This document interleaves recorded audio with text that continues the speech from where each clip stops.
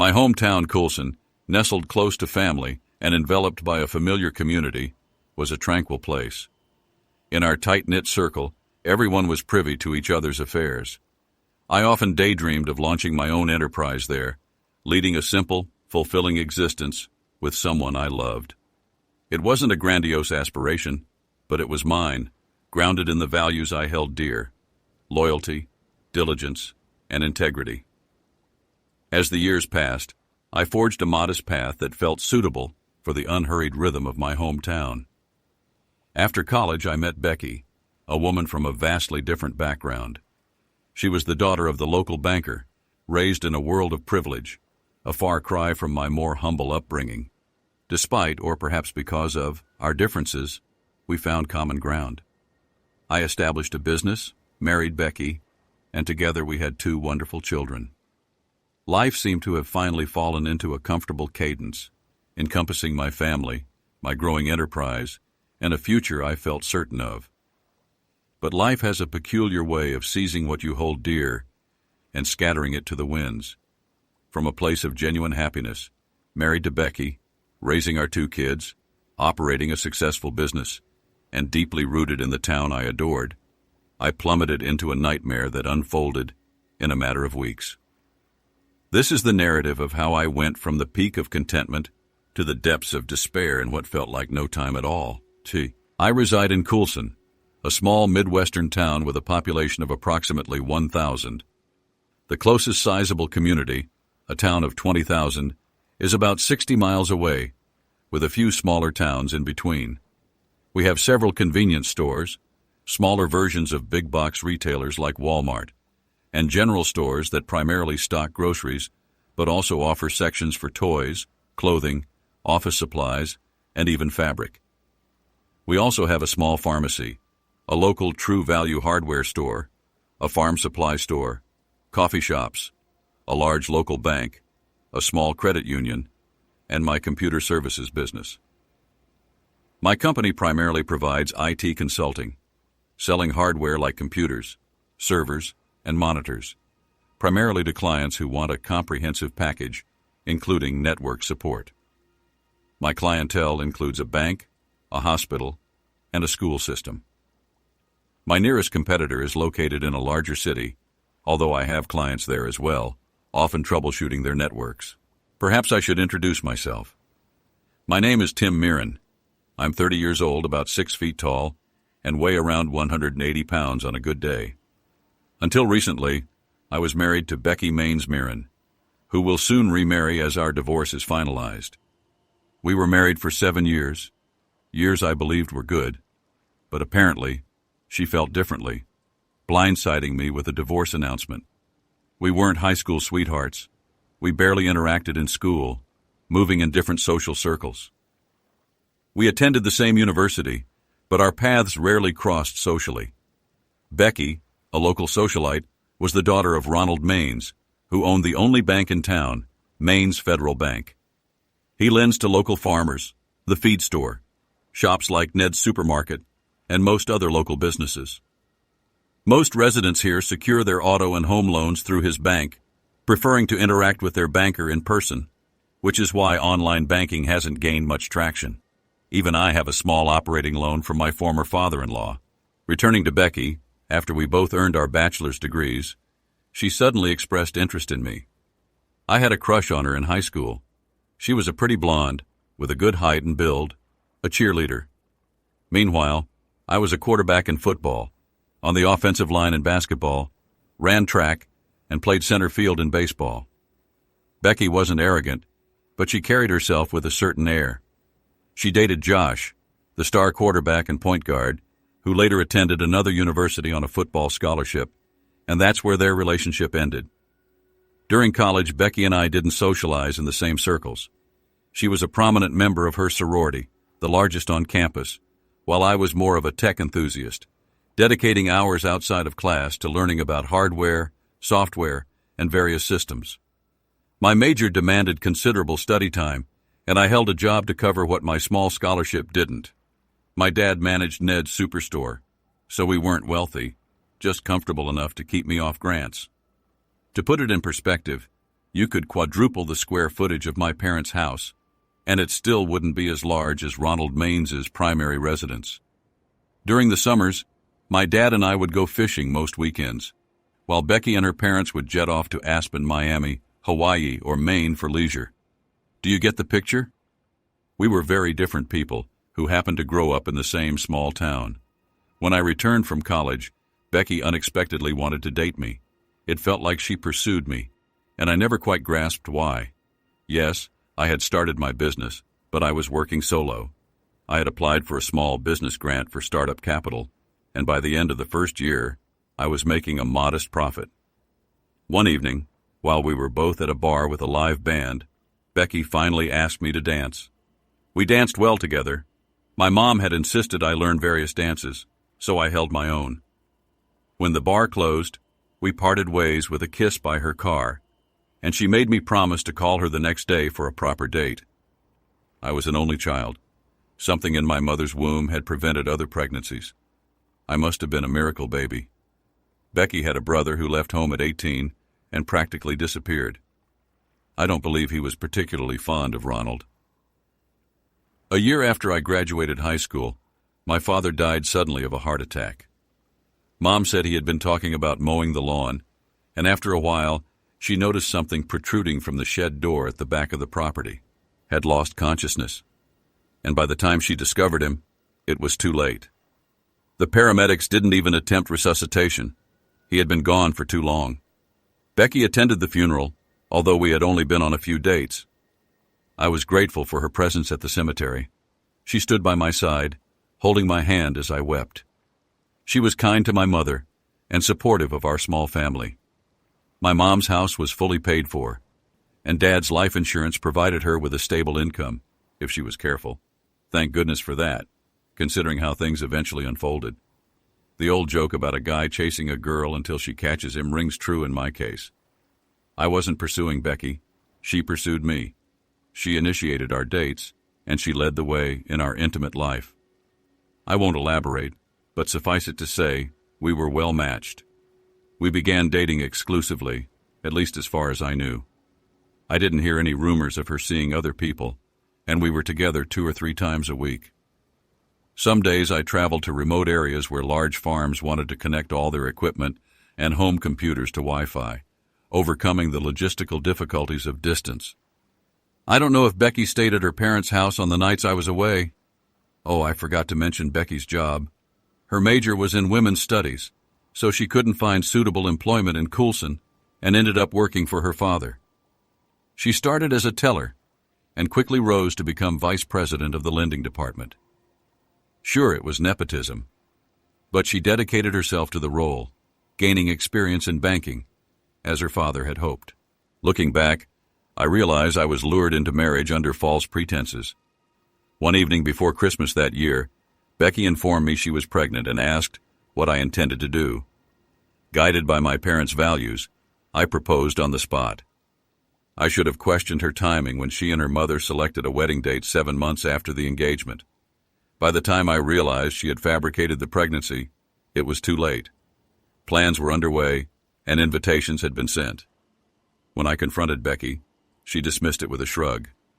If I left it up to you, we'd never get engaged, let alone married. I love you, and you love me. It will work out. I was enamored with the town's princess. The physical aspect of our relationship was incredible, and I wanted to be with Becky, so I went along with it.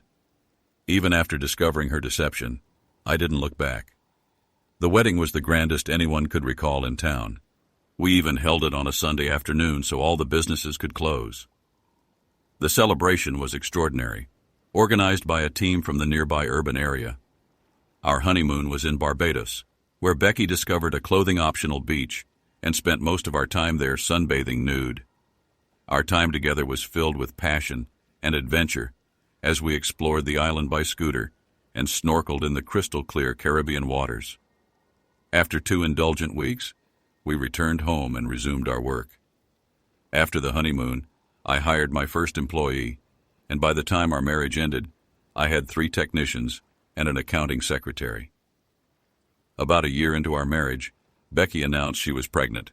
This time it was real, Our daughter, Connie, was born healthy, and I spoiled her endlessly. 2 years later, Thaddeus, or Tad, was born, and my life felt complete. I was as content as anyone could be. In the 7th year of our marriage, everything changed. Becky suddenly had to work late, many evenings and weekends. I could understand the occasional banking conference, but it had been a slow year, and there couldn't have been enough loan applications to justify all those extra hours. Becky always answered my calls, but I tried not to disturb her unless it was urgent. There were no missed calls, and she never sounded out of breath, but I still felt uneasy. Our intimacy suffered too, as she was rarely home before I went to bed. Many nights, I'd go straight to bed after putting the kids down, exhausted from traveling to meet my clients' needs. Yes, I had more help, but that only prevented me from completely wearing myself out. We were all busy, but I scheduled my days to be home in the evenings, especially since I couldn't rely on Becky to watch the children if she was rarely around. I remember the last time I was intimate with my wife. I arrived home late on a Friday night to find, surprisingly, that she had beaten me home and prepared dinner. The kids were thrilled and chattered with her nonstop during the meal, so much so that we had to remind them to eat. After dinner, we cleared the table and loaded the dishwasher before settling in to watch Shrek for what felt like the 100th time. The kids were so delighted to have Becky there that she had to be the one to tuck them in, and I wasn't even allowed near their room. Once they were asleep, Becky returned to the living room with 2 glasses of wine, wearing high heels and a nightgown that accentuated her beauty and rekindled my desire. We sat together, sipping wine, as Becky whispered her desires for the night. It wasn't soft, affectionate lovemaking she wanted, but something passionate and intense. I worried I might not be able to keep up, since it had been a while since we had been intimate, but I gave it my all and fell asleep deeply afterward.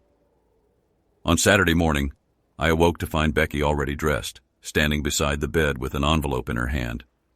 "Time to wake up, idiot," she snapped. I blinked in confusion, wondering where the warm, affectionate woman from last night had vanished to and why she was suddenly hurling insults. The kids were already dressed, ready to head to their grandparents' house. Becky thrust the envelope toward me. "This is where I'll be this weekend. You've got about 48 hours to clear your stuff out of my house. Try anything, and by Monday, I'll have a restraining order filed for emotional abuse and violent behavior. And just so you know, these divorce papers will be filed at the same time." I was stunned. Finally, I managed to speak. "What's going on? Why are you doing this?" "It's simple, dumbass. Josh has come back to work at the bank as his dad's right-hand man, and we're getting married as soon as this divorce is final.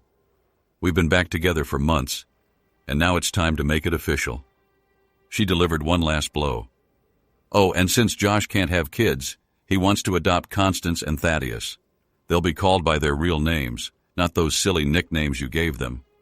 She slammed the door behind her. That weekend, I spent the first 12 hours reading the documents in shock.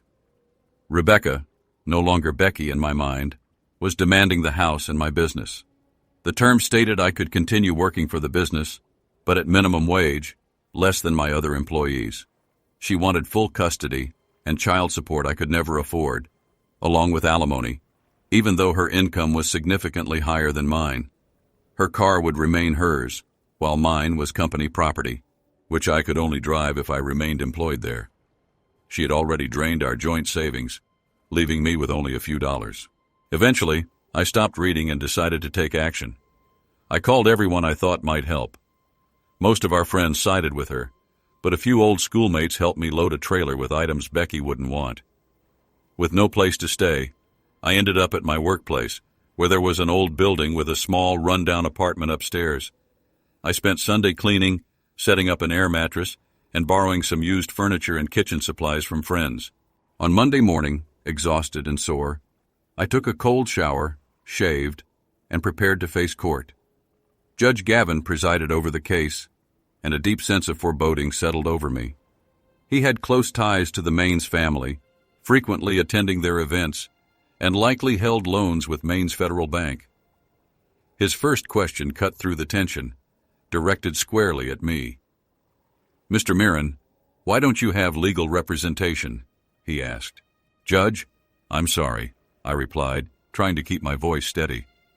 "My wife gave me the documents Saturday morning, and I only began looking for an attorney this morning. I couldn't find a local lawyer willing to take my case. I request a delay so I can secure representation from a neighboring town." Request denied. "I find this incomprehensible," he replied with a tone of irritation. "According to the case file, these documents were filed 3 weeks ago, and you were served at your workplace the same day. You've had ample time to seek counsel and submit documents verifying your financial situation. I have no choice but to find you in contempt of court for your blatant attempt to delay." "Your Honor," I protested, raising my voice slightly, "I respectfully object, and I ask that this be recorded in the official court record. I believe I am being pressured into a one-sided settlement that is only intended to ruin me, not to help my children. My wife could have submitted our joint financial records to invalidate her alimony claims, as all our finances were shared. Plus, she's already planning to remarry, so alimony shouldn't even be a factor." The judge slammed his gavel, the sharp sound echoing silence. "You have disrupted these proceedings long enough. You've had sufficient time to respond to the summons.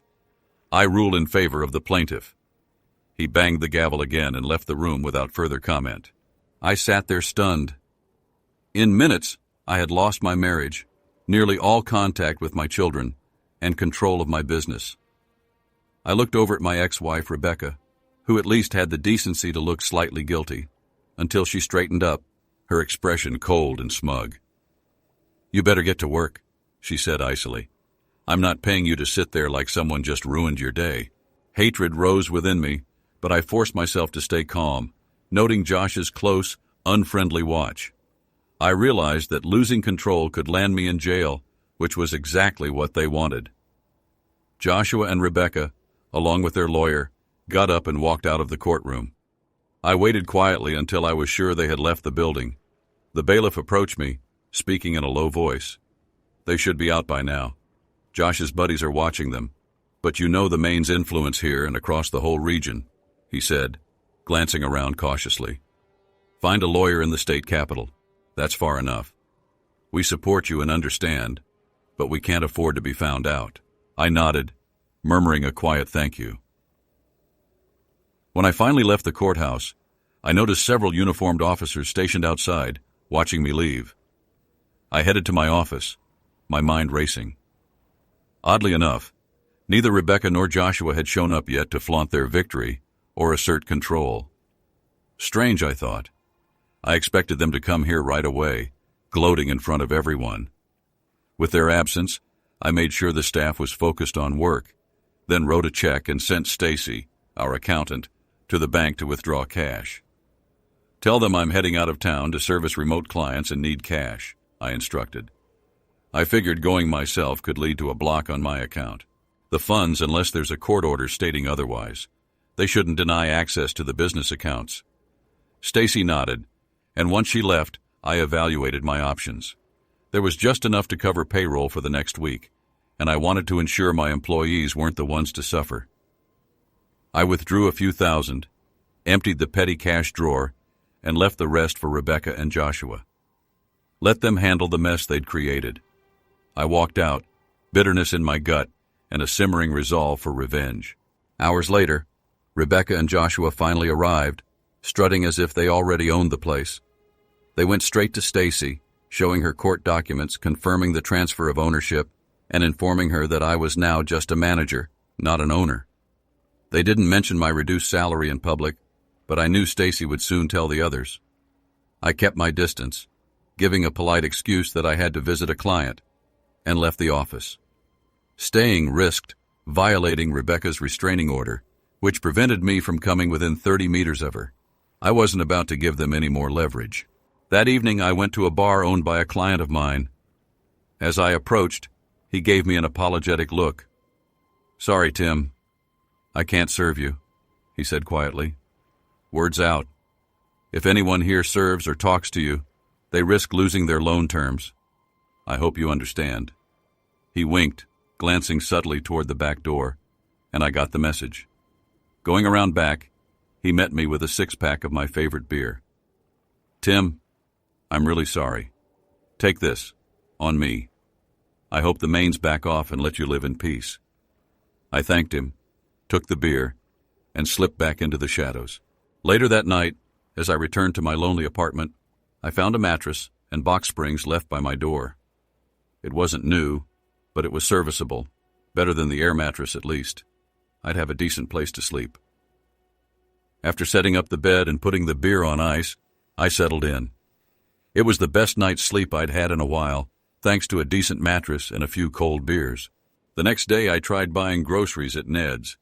At checkout, Ned himself walked me out empty-handed. "Tim, I like you," he muttered, "but I can't stand up to Ronald Maines. He'll close me down if he finds out I served you. I'm sorry." He looked sternly at me, then leaned in and said, "Say hi to your mom." Putting on a frustrated look for the security camera, he nudged me toward the exit. That evening, the groceries I'd chosen were in a wooden box by my car, locked and weighted with steel plates to prevent theft. The key was hidden on the driver's side front wheel. I emptied the box and left it there, figuring my anonymous helper wanted it to stay secure. It wouldn't stop a determined thief, but it might deter an average passerby.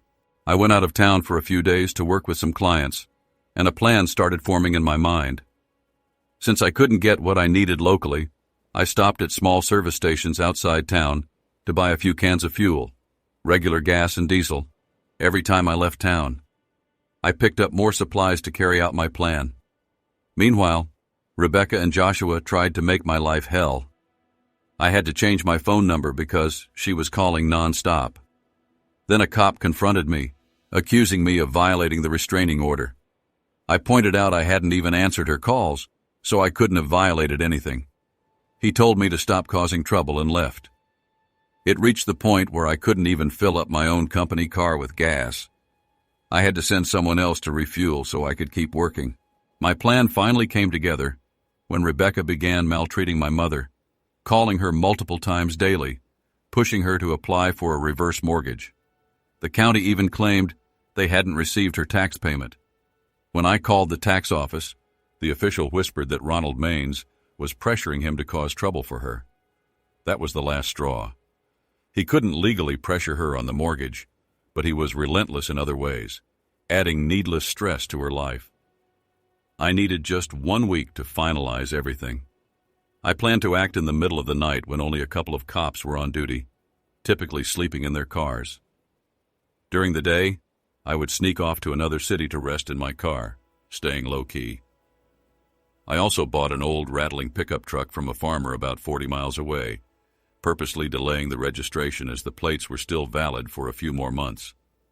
He stashed it behind an old abandoned house a mile outside town, keeping it hidden for me. I set my plan into motion after every business in town had closed for the night. I walked around, ensuring all the buildings were dark and empty. I didn't want anyone to get hurt. Well, perhaps a few people. It wouldn't bother me if they did. It was time to act. First, I went to the office and remotely disabled the fire alarms in each business I planned to target. Since these systems were integrated into their networks and set up by my company, I had full access. I left the hospital and bank systems alone to avoid potential federal violations. I started at a convenience store on the outskirts of town, using a brick to break the door glass. I combined diesel and gasoline in a bottle, lit a gasoline-soaked wick, and threw it through the broken door to ignite the inside. The bottle smashed against a shelf, catching instantly. Then I moved across town and repeated the process. As I set fire to another store, I heard sirens. The volunteer fire department had responded to the first blaze, and I couldn't help but smile. Ronald was the elected chief of the volunteer fire department, and also on its board of trustees, notorious for being stingy on improvements. Tonight, he'd see the consequences of his neglect. I moved on to a farm supply store. The manager had always been obnoxious, even if they hadn't mistreated me recently. I used 3 Molotov cocktails in different spots to ensure the flames spread. The sprinkler system activated, but because I'd disabled the alarms, they wouldn't sound. I knew the fire would grow faster than the sprinklers could contain it without additional water from the fire department. The sprinkler system was quickly overwhelmed, and soon most of the town's business district was ablaze. I called my old home using a landline, and when Rebecca picked up, I spoke briefly, using an electronic voice changer I'd bought at a toy store. Darth Vader warned her that an arsonist was on the loose and advised her to take the kids to my mother's house for safety. From a nearby street, I watched as, about an hour later, Rebecca left with the children and drove to her parents' mansion. I knew she would go there first, but she was in for a surprise. I took my time ensuring my old house was well lit by the flames before heading a few blocks to my car. When she arrived at her parents' gated community, yes, our small town actually had one with security, she saw their house on fire and her mother standing outside, wringing her hands. Guess who had control over the community's computer and security systems? When the fire started, the security patrol had been dispatched to deal with a false burglary alarm elsewhere. Rebecca stayed with her mother a bit longer before they all loaded into her car and headed to my mom's house, since even the motels couldn't check anyone in due to computer issues. Eventually, I parked the company car at the office, tossed a Molotov cocktail inside, and set it ablaze. Rebecca, Joshua, and her clueless dad didn't know I had canceled the insurance on both the car and the building. I then approached the first fire, where firefighters struggled to contain the flames. Ronald stood by the only fire truck, dressed in expensive white gear and helmet, ordering around his half-drunk crew. With police scattered across the city, no one slowed my path. Ronald's refusal to sign mutual aid agreements left his department isolated, making them look foolish. I snuck up behind Ronald, using a voice changer with a deep, electronic tone. I warned him, "Don't move, Ronald. Your city's on fire. I told you, change your ways, or this will happen again. Even your own home is in flames. Stop being an idiot, or face more consequences." I pushed him into a muddy ditch, leaving his pristine white gear filthy, before disappearing into the crowd, watching the crew's futile efforts to fight the blaze. I returned to my hidden pickup and left the area, moving to a large city 3 states away, knowing the corrupt department might still investigate. I didn't bother with a new identity or try to start a business. I just took an IT job, similar to my old one. After a while, I called my mom from a payphone 50 miles from my apartment, just in case. Mom was relieved to hear from me. She shared the latest. "People thought you might have been in the building when it burned, but when nobody was found, someone suggested you left a resignation letter to Becky and Josh and skipped town. But of course, the letter burned too. Becky and Josh didn't marry. Turns out he was already married in another state. Becky and the kids stayed with me until she found a new, smaller place. The kids ask about you every day when they visit after school." Mom went on. "Third, most of the burned businesses and homes were insured through an agency recommended by the bank. The insurance company took such heavy losses, they waived deductibles. After investigating, they didn't appreciate Ronald Maines, the fire chief, blocking modern firefighting techniques and refusing mutual aid agreements. They actually sued him over it." She chuckled softly.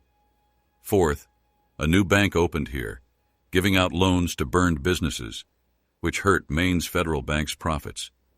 Maine's Federal's board of directors is unhappy with Ronald, so he's now on thin ice." She sighed. "Fifth, since Becky didn't marry that creep Josh, she dropped the protective order and wants to hear from you. She went to the judge to adjust the divorce terms since it wasn't finalized. You might still be married."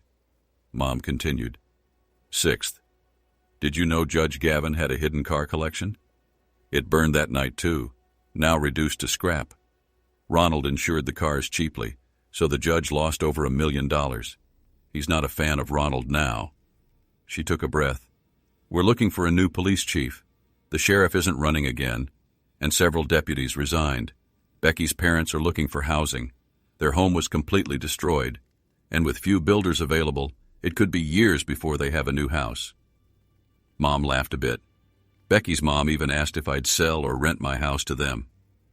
I thought about it, but told her I couldn't trust them after how they treated you. Ronald was furious, but even the tax man told him to keep quiet. Oh, and they found my tax payment. The tax man got the message when his cars caught fire. People seem relieved Ronald's influence has faded, and their tax issues vanished overnight. Now it seems like the fires are only a worry for Ronald and some business owners. Owners. Everyone else thinks the fires cleansed the town.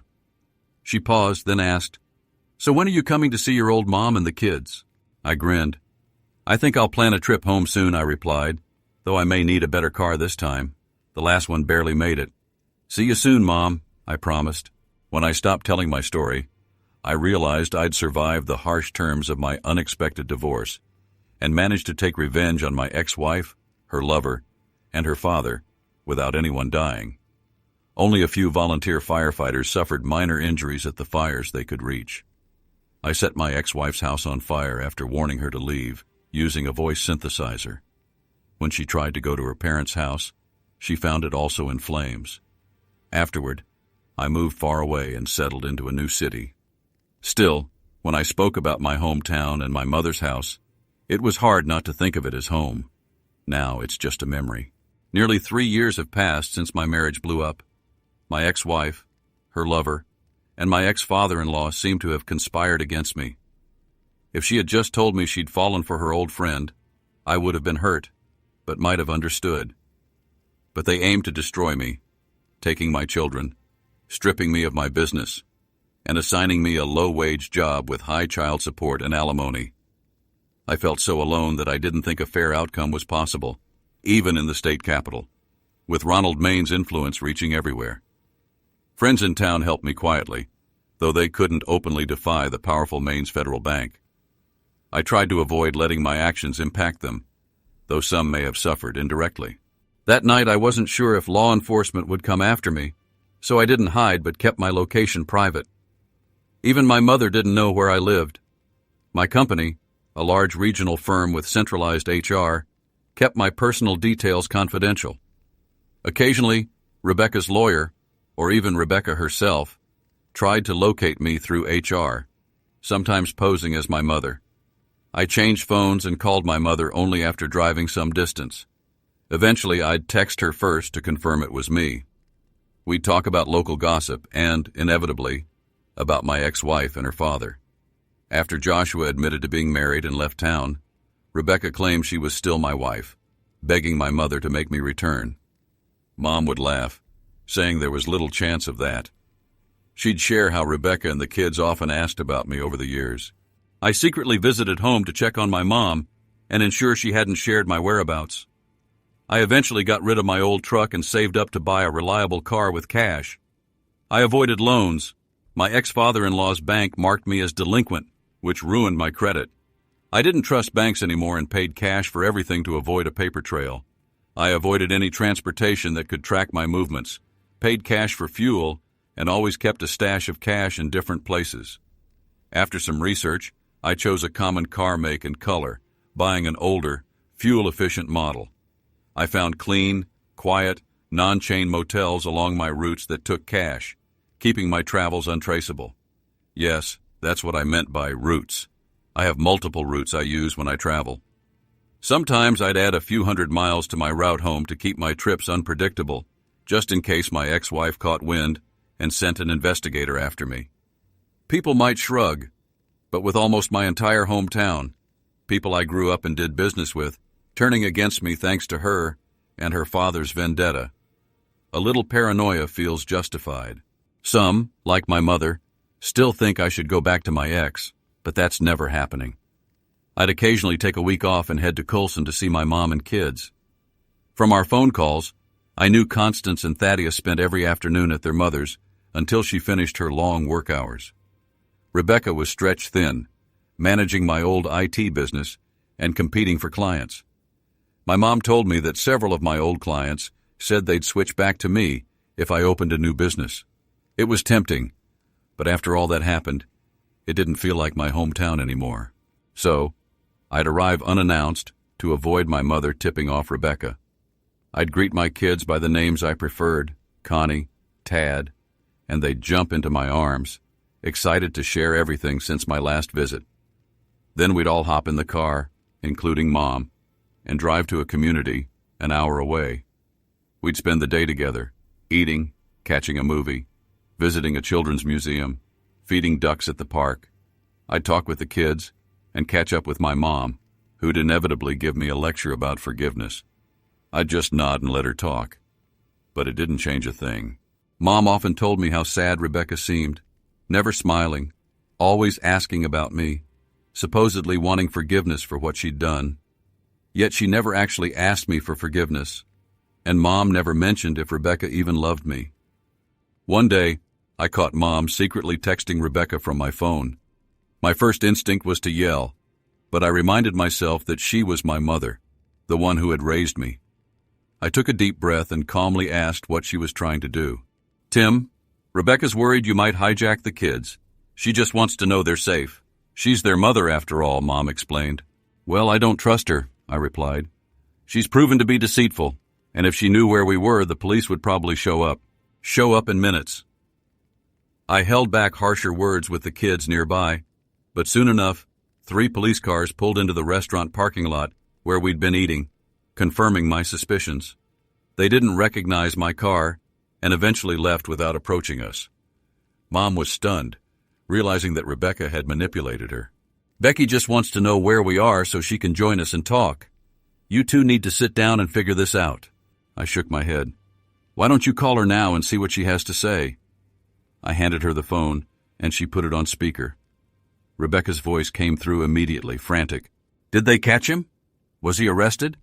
I told them he hijacked my children and took them out of town." My mom looked shocked.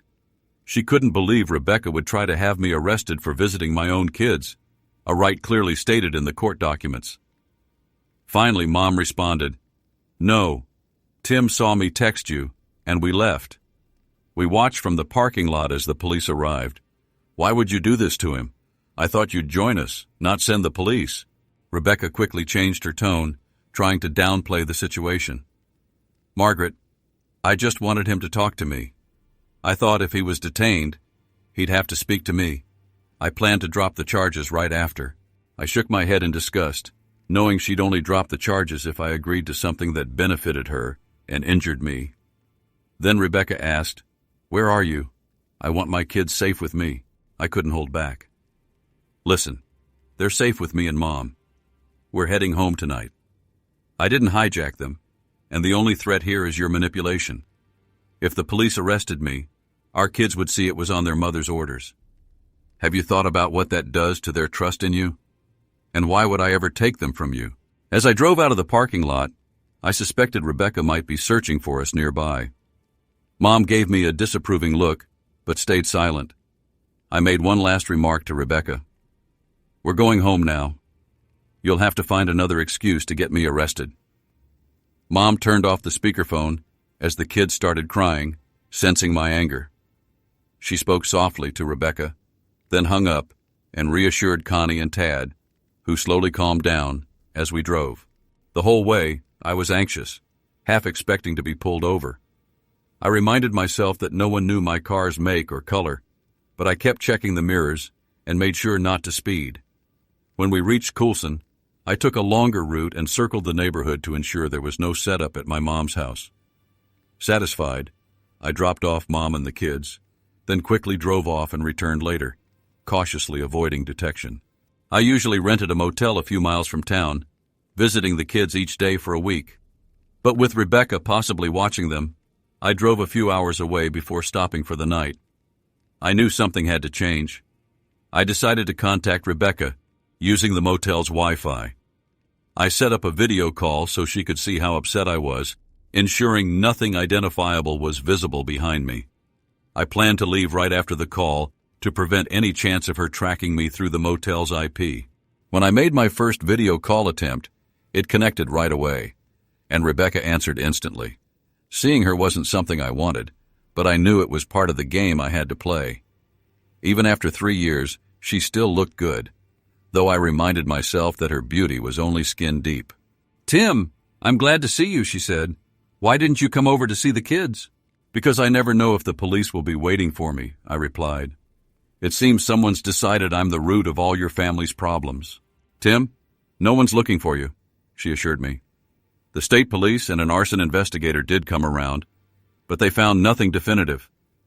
Sure, some people suspect you might be involved since you left town, but my father has made plenty of enemies himself. The fire department even expelled him. He can't serve on any boards anymore. Well, good riddance. All I care about is being able to visit my kids, I said firmly. Rebecca's expression shifted slightly. Tim, I just wanted you to talk to me. I thought if you were detained, we could sit down and clear things up. I would have dropped the charges right after. I shook my head. You'd probably only drop them if it worked to your advantage. Even if I got stopped and released later, it would still show up that I was once detained for hijacking. Systems don't bother clarifying if you were cleared. And if you withdraw your complaint, wouldn't that leave a false report on record? Rebecca scoffed. They'd never do that to me. Dad wouldn't allow it. I raised an eyebrow. Ah, the same old Rebecca. Dad fixes everything, even if it's unethical or violates my rights. Then she dropped a bombshell. You're not my ex. We're still married. I frowned. No, I have documents proving we divorced, and that I no longer have any legal rights to my kids. After the fire, I asked my lawyer to cancel the divorce, she replied smoothly. Since it hadn't been finalized within 90 days, Judge Gavin, so furious with my father over the loss of his car collection, signed off on it. I sighed, feeling the weight of it all. Why would you and your father push me to the edge? I had a family, a business, respect in the community, and then suddenly, I lost everything. Prison was looming because you set me up. I had no choice but to leave to avoid false charges. She looked taken aback, as if genuinely surprised. That was never our intention. Intention? Oh, really? My face tells a different story. Why was I forced to give up my kids with no chance to hire a lawyer? Why was I reduced to minimum wage in my own business? You, your father, and Josh all seemed determined to ruin me. Rebecca shook her head, denying it.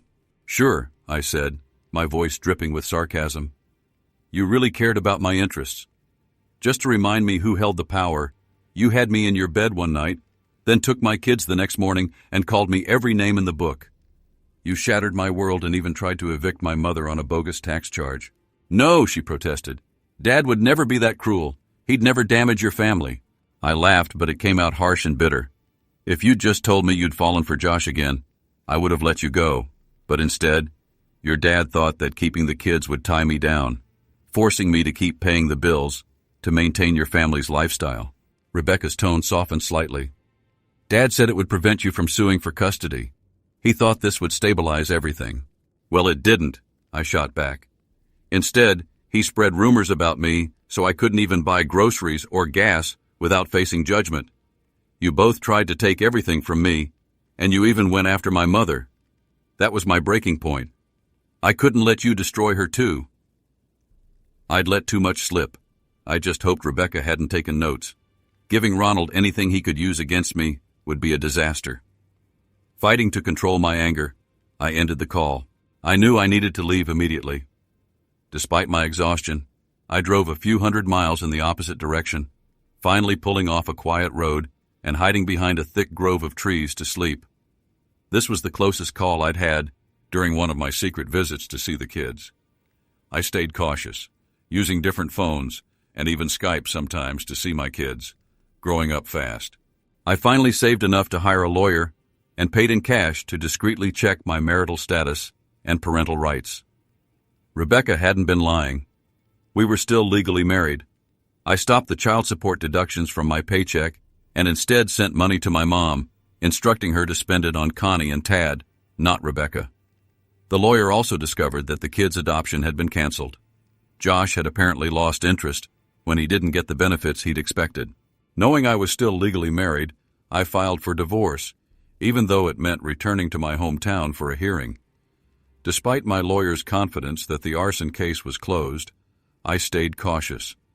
Ronald was still a powerful figure, even if his influence had waned. The day before the hearing, I checked into a small motel on the outskirts under a fake name, as usual.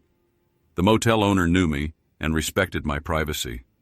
The next morning, I left any weapons in the car, since the courthouse had metal detectors.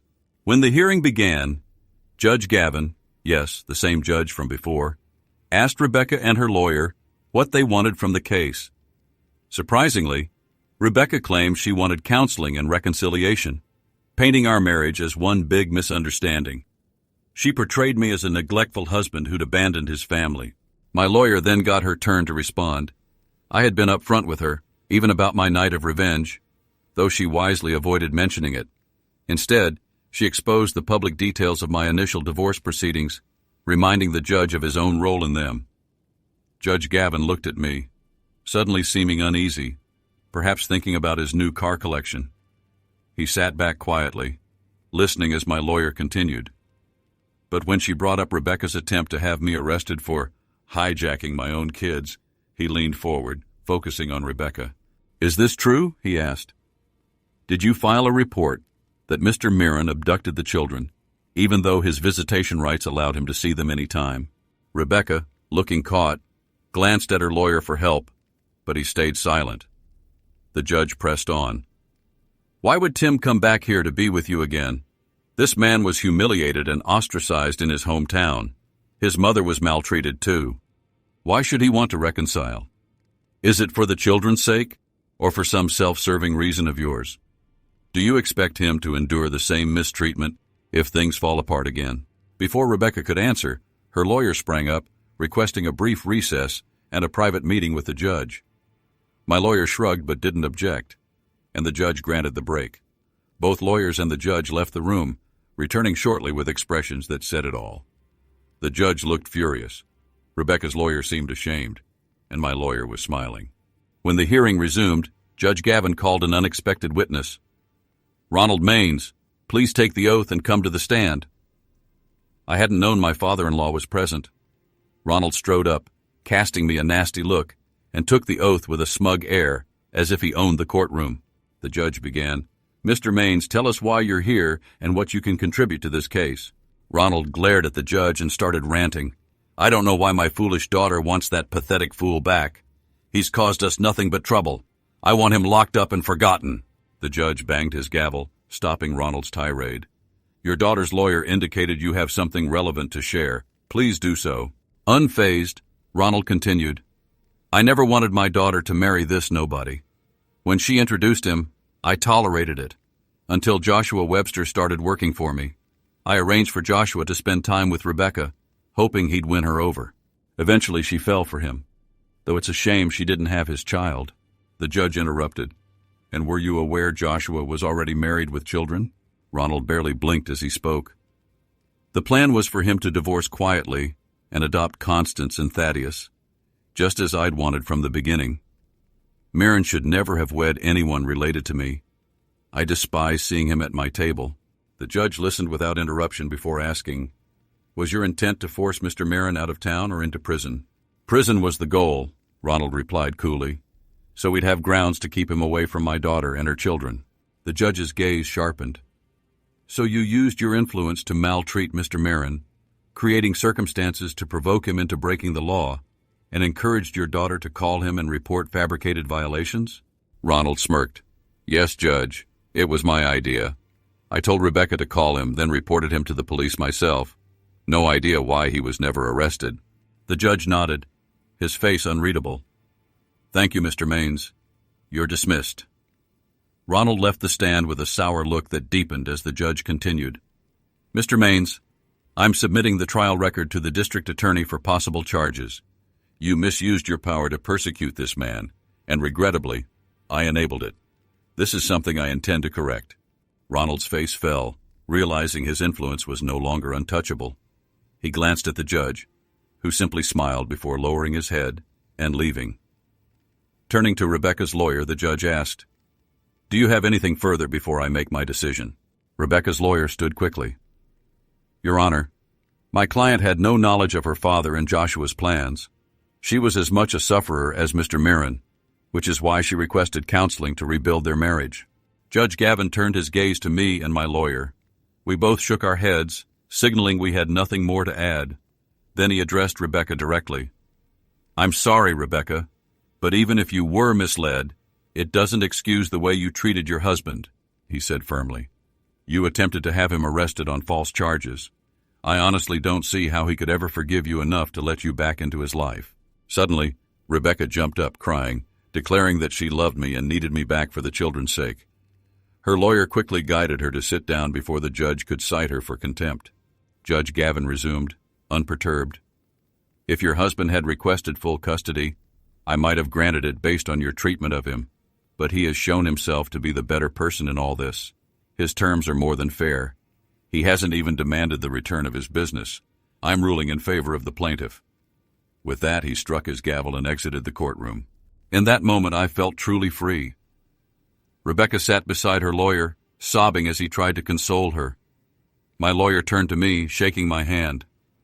"Would you like to file a civil suit against your former father-in-law?" he asked. I shook my head. "My kids still need a relationship with him and their grandmother. I'm not going to interfere with that." She nodded, and we exited the courtroom. Rebecca reached for my sleeve, begging me to speak with her as we walked out. She distracted me for a second, and I almost missed a movement to my right. Now let me say this. I'm no fighter. I wasn't a Navy SEAL, an Army Ranger, or into MMA. But I've always loved the quiet man with John Wayne, especially the scene where his brother-in-law tries to ambush him in front of the whole town. I've kept that move in mind as a defense strategy, and as I was leaving, Ronald took a swing at me. He aimed for my head, but I ducked slightly, causing him to miss and leave himself wide open. I threw a short left hook to his midsection, like John Wayne did, and it worked. Ronald doubled over, gasping for air. I followed with a right hook to his face, sending him to the ground. I stood, fists clenched, waiting for him to get up. I wasn't about to target his weak spots in front of everyone, even if he deserved it. Just then, county bailiffs entered the courtroom, rushing in to arrest Ronald on charges of assault. He barely had time to process what was happening before they had him handcuffed, reading him his rights. As they lifted him to his feet, he made things worse by directing a threat at me, then attempted to headbutt one of the bailiffs. That move instantly escalated his situation, adding a felony charge for attacking an officer. Our bailiffs serve as sheriff's deputies. Rebecca stood in stunned silence, clearly unprepared for the turn of events. She, and everyone else, seemed taken aback by my calm resolve. I caught her lawyer's eye and gave him a nod. He nodded back and turned his attention to Ronald, attempting to calm him before he dug himself deeper. I looked at Rebecca. "Rebecca, listen to me. It's over. Don't make this worse by denying me time with the kids. Your father needs you now. Call your mom. Do whatever you can to help him before this spirals out of control." She looked at me, and it finally seemed to sink in. Her expression softened with a mix of sadness and regret, and she turned to support her father as he tried to gather what was left of his dignity. As my adrenaline wore off, I realized my right hand was throbbing. When I glanced down, I saw a couple of fingers crooked at odd angles. The pain hit me then, and I understood. I must have broken my hand. My lawyer saw the look on my face and quickly offered to drive me to the hospital. X-rays confirmed that Ronald's head was as hard as, if not harder than, my hand. Soon I was on painkillers and had a cast on. Bless her, my lawyer stayed with me and took me to my mother's house to recover. The only real downside to the injury was the pain and the need for surgery to set the bones properly. Otherwise, I got to see my kids every day that week while I healed and grew closer to them. I put up with Rebecca's daily visits to pick up the kids. My mother and Rebecca used these moments to try coaxing me back into family life. I'd simply spend extra time with the kids or go for long walks while she was there. After a week, I headed back to my new city and job. Years passed, and my kids grew up. During summers and holidays, they stayed with me for weeks at a time. Sometimes Rebecca brought them herself. Other times they flew in. Eventually, she decided it wasn't worth making the long trip when she'd have to stay in a motel, and it dawned on her that there would be no rekindling between us. We stayed civil for the kids, and I forgave her enough to avoid calling her any names. Several former clients reached out, asking me to come back and reclaim the business. Eventually, I convinced Rebecca to sell the company back to me, turning it into a district office. It was small but thrived, boosting overall profits. My role was to ensure it stayed profitable, so I'd fly into the nearest regional airport each month and use a rental car to visit clients. Luckily, we had a solid local team to handle most day-to-day issues. Rebecca went through a few different boyfriends before eventually settling into a long-term relationship with her former lawyer. They had no plans for children, so they simply cohabitated. Ronald was convicted but served his sentence only on weekends over 6 months. While that might sound lenient, he also had to complete 200 hours of community service. A fair judge let him choose between cleaning the city's ditches or cooking and serving food to the homeless. Apparently, Ronald's become quite a cook, as he kept volunteering even after finishing his sentence. He was also given 5 years of probation. Mom's doing well. She met a new man who's a great companion, keeping her happy in retirement. She adores her 2 grandkids and sees them daily when they're not visiting me. And then there's good old Josh. I'm not sure who tipped off his wife, but she certainly made his life miserable for years. She kicked him out, filed for separation, and ensured he had little income after covering the house, cars, and child support. She eventually lured him back under the pretense of reconciliation, only to tie him to a chair and, well, let's just say she had relations with a couple of his friends in front of him. She divorced him after that, leaving him with little future prospects. As for me, I'm still a work in progress. I have deep trust issues, especially with women and potential in-laws. I date and sometimes enjoy a good social life. There are plenty of single or divorced women out there, most of whom have kids. I try to be a positive influence on their children, but steer clear of long-term commitments. I'm upfront with the women I date, yet each one thinks she'll be the one to fix me.